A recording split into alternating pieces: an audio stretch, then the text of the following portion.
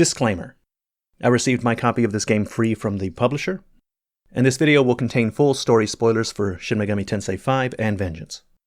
This is necessary so I can better compare the two. Before the release of the original Shin Megami Tensei 5, I was very excited. I've been a fan of Shin Megami Tensei for many years, and I've played most of them, with my favorites being Strange Journey, Devil Survivor 1, and Digital Devil Saga. But when the game came out and I finally got to play it, I was pretty disappointed. Not in everything, overall it's a fantastic game. The music is some of the best in the series, the gameplay might be my favorite in the series, and that's the case in both combat and exploration. Playing on hard my first playthrough was really enjoyable and well balanced. The bosses were tough, but you were also given a lot of information in-game that helped you understand how things work and made it easier to overcome difficult challenges, without having to look at outside resources. The use of essences, reverse fusion and reverse compendium fusion made it easy for the game to throw challenging bosses at you without it feeling unfair, because the information necessary to build your party and your character how you like is always readily available. I also liked that demons would sometimes have unique skills, giving them value independent of their stats. If a skill is good enough or you otherwise like a demon that you've been using, the game gives you grimoires. Using one of these will level up your demon up to the level of your Nahabino. Normally it's best to replace demons once they've gotten their final skill, since the experience points needed to level up after that go up dramatically. But with grimoires, you can keep your favorite demons or demons that have skills that you like with you for a lot longer if you choose to. You'll even get incense that increases their individual stats, making it relatively easy to pick a favorite demon and carry him through the whole game and still have a lot of resources left over. As for the way that the levels are structured, I thought it was a fantastic first attempt. There's room for improvement, but the bones of the system are really good. Technically the levels are all linear, but they're also very large and they're open enough that they appropriate many of the benefits that open worlds have without actually having to be open world, which I think is very interesting. You feel free to go wherever you want. And there are in fact a lot of places to go, even if the level is linear. The exploration is pleasant enough that I enjoy backtracking for side quests or for recruiting demons, or for gathering Mimon that I missed. But I'm getting off topic, this is not a review for the base Shin Megami Tensei 5 game. The point is, there's a lot of it that's fantastic. There's a lot of it that I think is best in the series. There are many things that were introduced in 5 that were experiments that I think they knocked out of the park that should continue in the series indefinitely. There's a lot here that they should keep and further refine. The main issue I had with the game, the main issues that I think most people had with the game, is that the story was bad. In my opinion, it was the worst story in any of the Shin Megami Tensei games I've played. There's barely any story at all, and what story is there is poorly delivered, relying mostly on the themes to drive interest.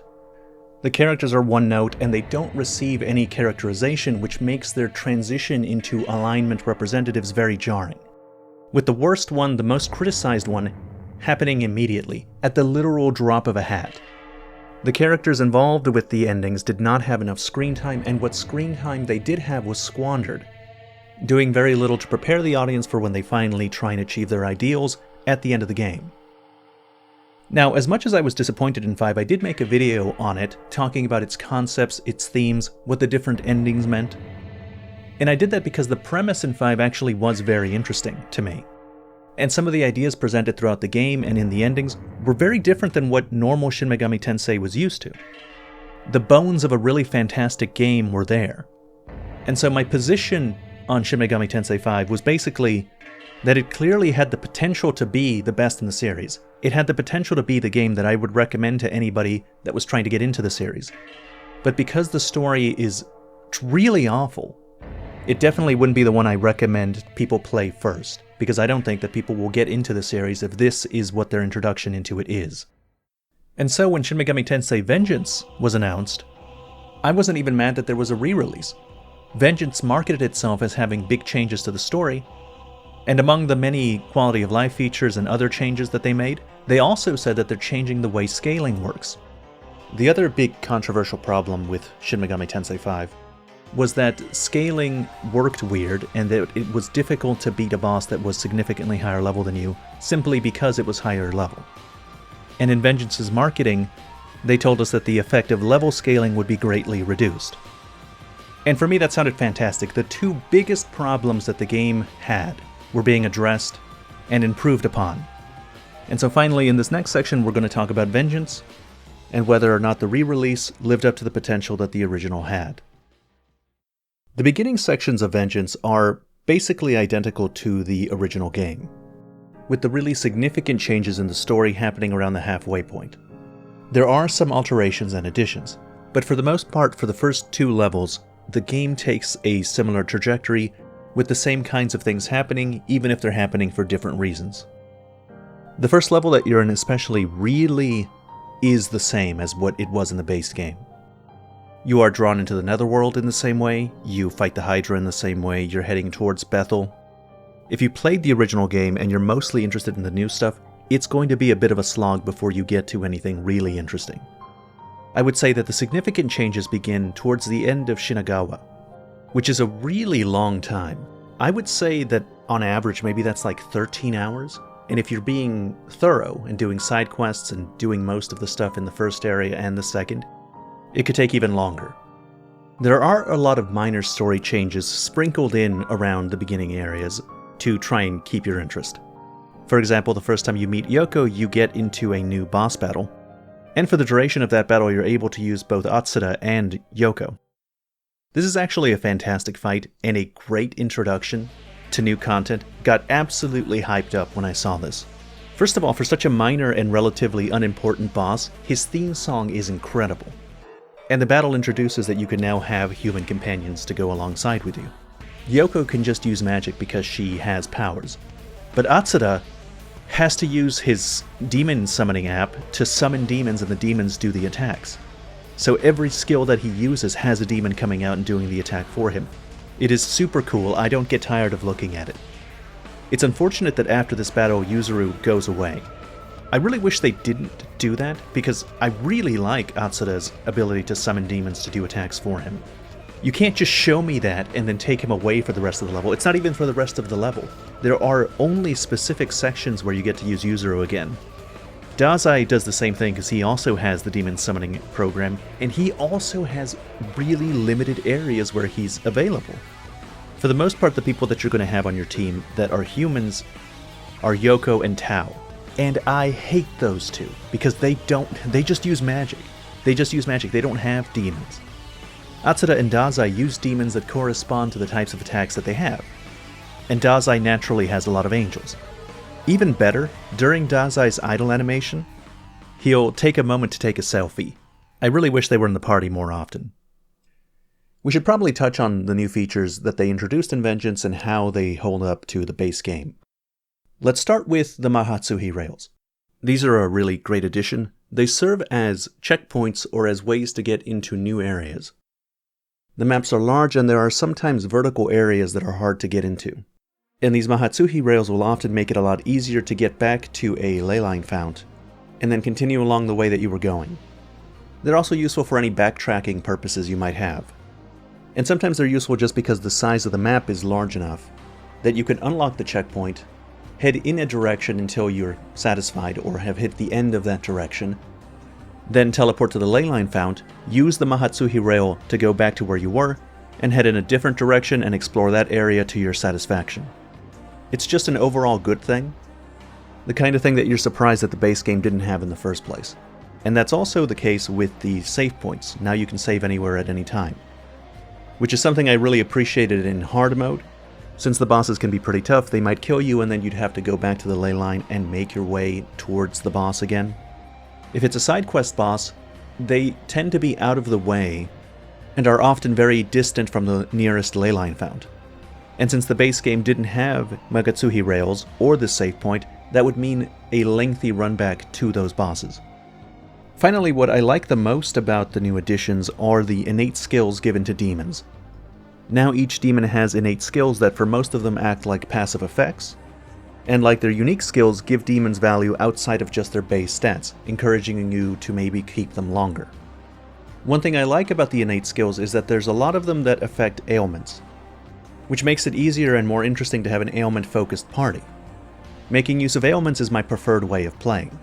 One of the reasons I like the combat in Shin Megami Tensei V's base game was that for the first time, ailments were actually good.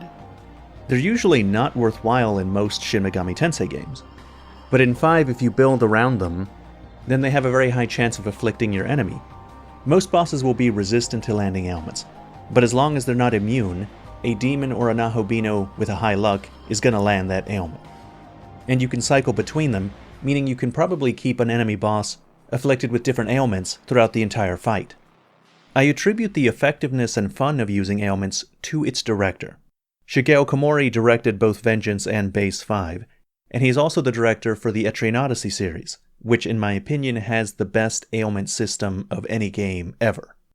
The only criticism I have with the innate skills is that they're somewhat limited. What I mean is, usually the innate skills aren't unique.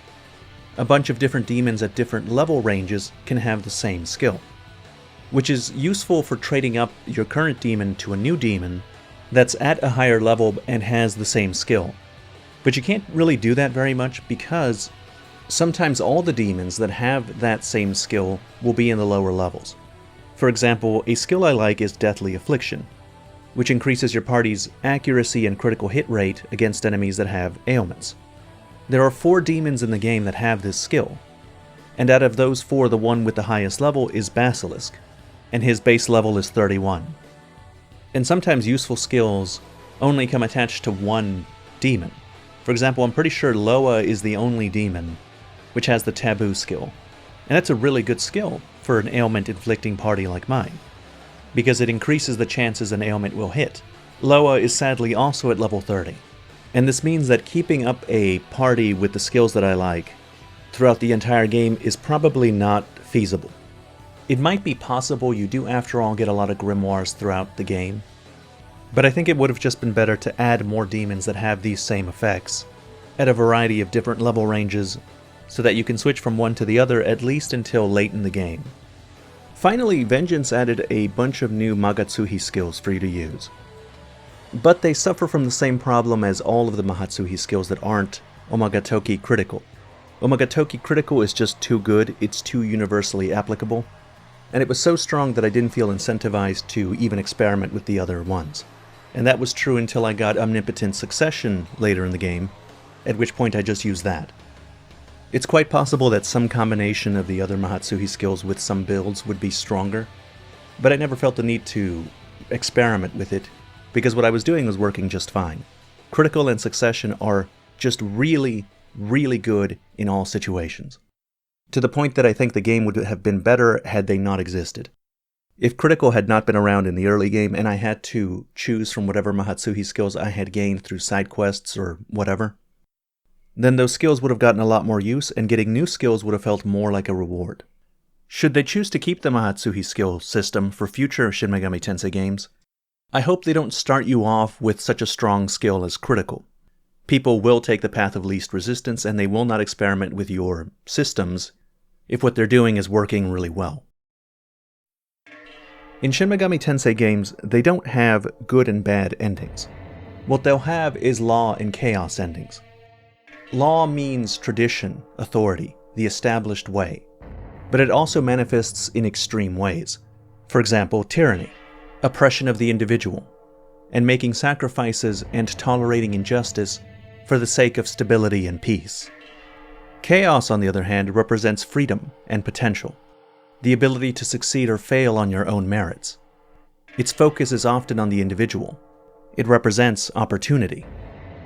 Usually the law and chaos endings in Shin Megami Tensei are bad, because they take the principle of law or chaos to the extreme.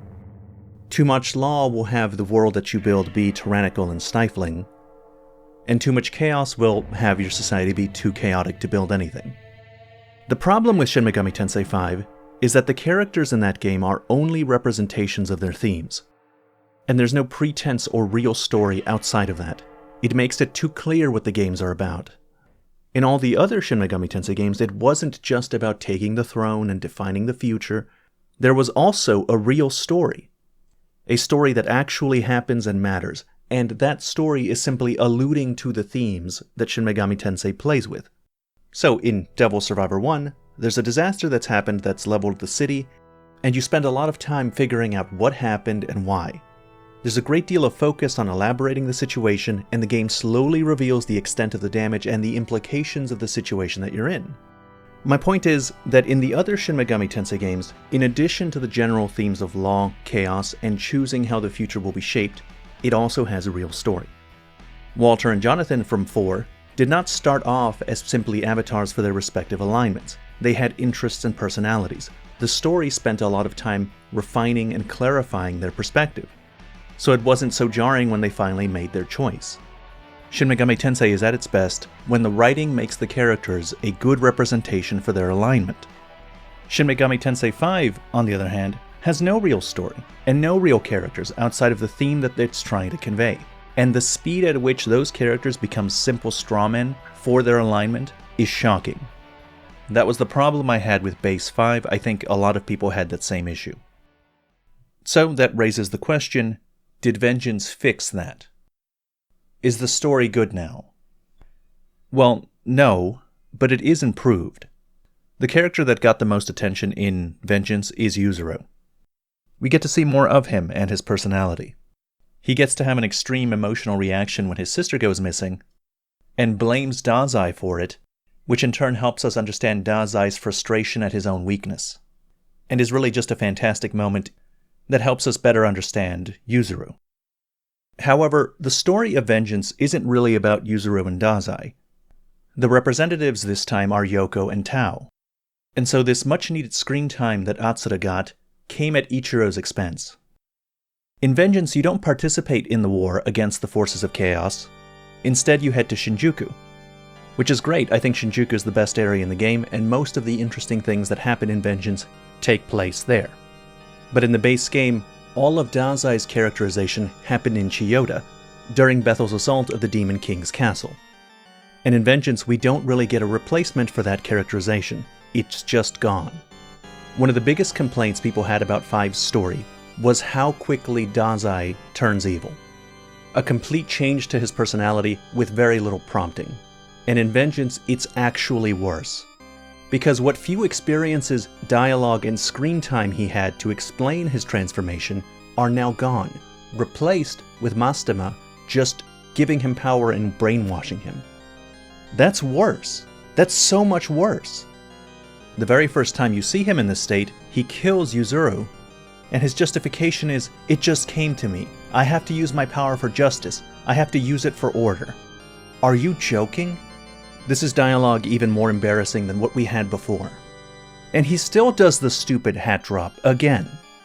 And now that we see him, it's a little confusing why Abdiel is playing second fiddle to Dazai all of a sudden. Abdiel is the leader of Bethel, yet here she is all of a sudden listening to Dazai for some reason, and we don't have any of the cutscenes from the base game that would help explain it. I think Vengeance does have the goal of improving the characters from the base game, but it's a secondary goal. Their primary goal is to give most of their exposition to Yoko and Tao. This is their story more so than the story of all the other people on the cover. So we still have Saori's story about her getting bullied, and the school getting attacked by Lamu, but this time Lamu is dealt with at the school, and Sahori is killed off immediately. It's like they're trying to get them out of the way so that they can get to telling the stories that they want to. In which case, I don't even know why Sahori is here. She does nothing for the narrative and does very little for Tao's characterization. Very little. You can argue that it helps with Tao's, "Oh, the world deserves to be preserved even though it's full of terrible things like Sahori dying," but I don't find that argument particularly compelling. There's not a whole lot of times where she mentions Sahori after her death. You could remove Sahori as a character, you can remove the entire school getting attacked questline, and the story wouldn't be affected at all. It might be better because you took out some of the fluff. Let's talk about and try to understand the endings. This time, Vengeance has only Law and Chaos endings, with no in-between. We'll understand what's going on better if we start with what Tao wants and what her ending implies. There are lots of parts in the game where Yoko and Tao accompany the main character. And if you do alignment side quests, where you have to help either an order-aligned demon or a chaos-aligned demon, Yoko and Tao will have a conversation where they explain their perspectives and argue with each other a little bit. These are nice, they personalize them, and it helps explain their underlying philosophies. For a lot of the early times that this happens, Tao just kind of goes with Yoko. Being averse to conflict and admiring Yoko's conviction, Tao just goes along with a lot of what she says, or at the very least doesn't fight her too strongly. But there are times where she pushes back, and there's one conversation that they have where Tao says that yes, the world is full of terrible things, but it also has good things that are worth preserving, like her friendship with the main character and Yoko herself. If you choose Tao's ending, she'll say that you will preserve the history of humanity and forge an even better world. If you side against her and pick Yoko, she says that you're giving up on everything people have built, that what you're doing is erasing human history. Tao's philosophy is that what we have is valuable. It was hard-won. She admits that the world has its flaws, but even so, it's worth preserving. Where we are is better than where we were.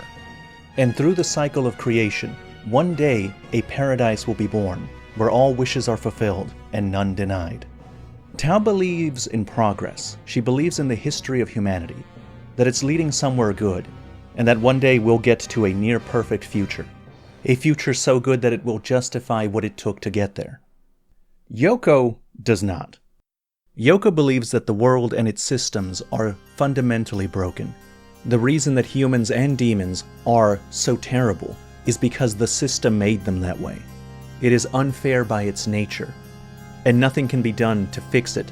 The very history that Tao wants to preserve, Yoko believes, is the cause of all fractures. The title of the game is Vengeance, because that's what Yoko wants. She wants revenge against an unjust world. Revenge against a world that wronged her personally. Tiamat is the primordial goddess of salt water. When Tiamat is defeated, she summons Tehom. Tehom isn't a mythological figure. It's the ocean that's mentioned in Genesis. And the earth was without form and void, and darkness was upon the face of the deep. It's also notable that Tiamat's husband was Apsu. Apsu is the god of deep waters and the primeval sea below the underworld. Yoko intends to return humanity to this state, in the hopes that what comes after is better than what we have now. Conceptually, this is all very interesting. One of my favorite things about Shin Megami Tensei is that they explore different variations of what it means to be law and chaos. And in this respect, I think 5 and Vengeance do a very good job. Chaos here isn't simple meritocracy, and it's not some survival of the fittest like we've seen in other Shin Megami Tensei games. It's a complete rejection of civilization. And the law ending isn't just an oppressive, stifling order. It's a faith that we will one day produce a world that redeems all of the flaws of our present.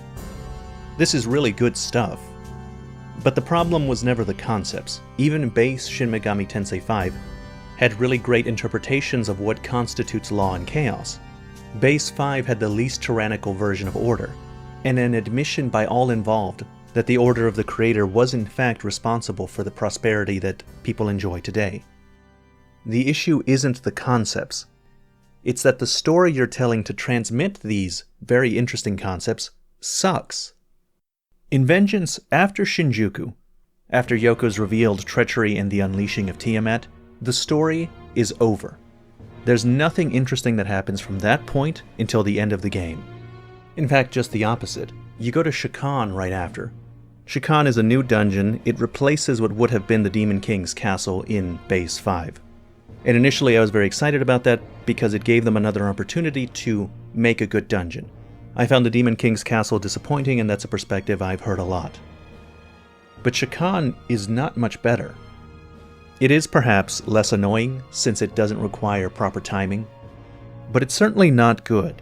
I don't understand why they're having so much trouble making an interesting dungeon. Shin Megami Tensei has its origins in making good dungeons. Nocturne is perhaps 5's closest equivalent, and the dungeons there are much better.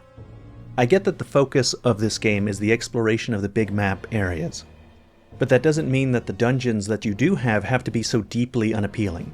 Honestly, I would rather they be removed than to exist in this state. When you get past Shakan and you get to Taito, the problem of there being no more story really becomes obvious. It's a very nice area, it has good music, there's an abundance of quests, and it's actually very pretty, with the mountains looking like clouds in the distance.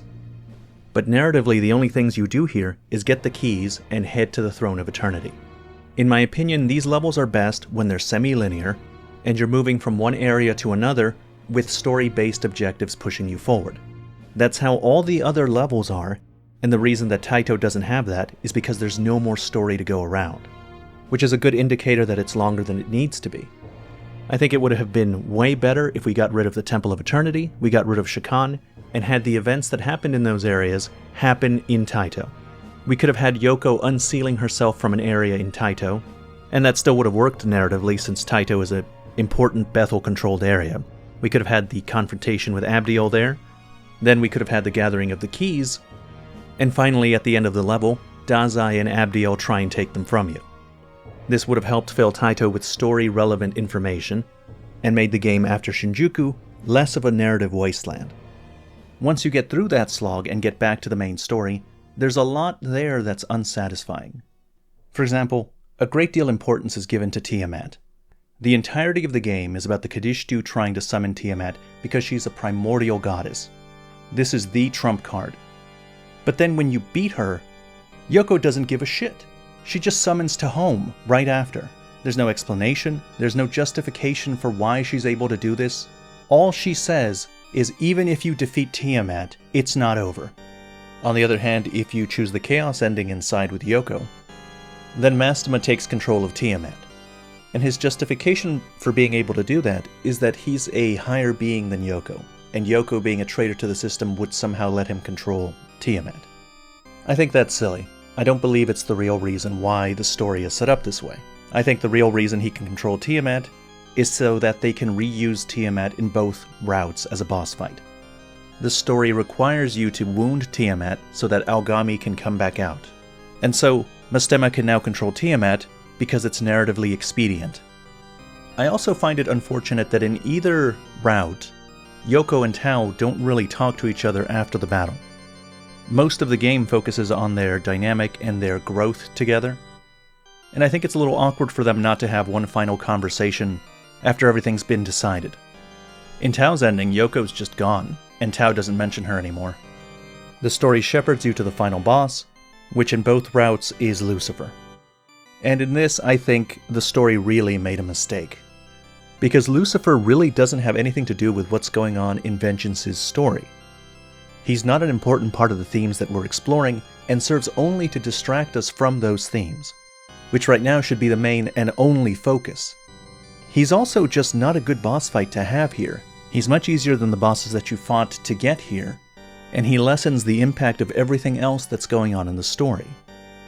And most importantly, his goals don't make any sense. Let's examine Lucifer's story and what he wants. Lucifer is a spirit of chaos, a spirit of rebellion and freedom. Long ago, Lucifer defeated the Creator and absorbed his knowledge. At this point, he understood that he was governed by the mandala system, that the world was in a perpetual cycle of creation. A god would take the throne, and eventually his rule would come to an end, to be usurped by another god. The new god would implement his own order, and in time he too would fall. Learning this, Lucifer found a new goal, as a spirit of freedom and rebellion. The laws of existence are intolerable to him, and something he wants to break free of. And his plan to do that is to wait at the throne of creation for a Nahobino to arise, defeat his challengers and claim the throne. At that point, he wants the Nahobino to kill him, consume his knowledge, and that will give him the power to take control away from the mandala system. It's not specified why this would work. The best I can speculate is that you need the knowledge of the mandala system that Lucifer took from the Creator, and that now you need to take from him to be able to make the new world. The reason Lucifer couldn't do it himself might be because he's not a Nahobino, and he managed to destroy the Creator without his human counterpart, and therefore can't take the throne. Or it could be that he can't take the throne because of Marduk's curse on the throne. It's stated that when Marduk took the throne, he cursed it so that serpent-based things can't ascend, and Lucifer is often called the serpent. That wasn't in canon of creation, but it is something that is discussed in Vengeance. So, having defeated the Creator but being unable to ascend the throne, he waits around for the new Nahobino to arrive, so that he can give him the knowledge, and then that Nahobino can rip the world away from the mandala system and make his future permanent. But that does bring up the problem of why didn't the creator himself do that? We know that he locked Yoko away so that his rule wouldn't come to an end, and his condemnation didn't allow other Nahobino to form. So if he was so interested in perpetual rule, and he has the knowledge about the mandala system that is required to stop it, then why didn't he stop it?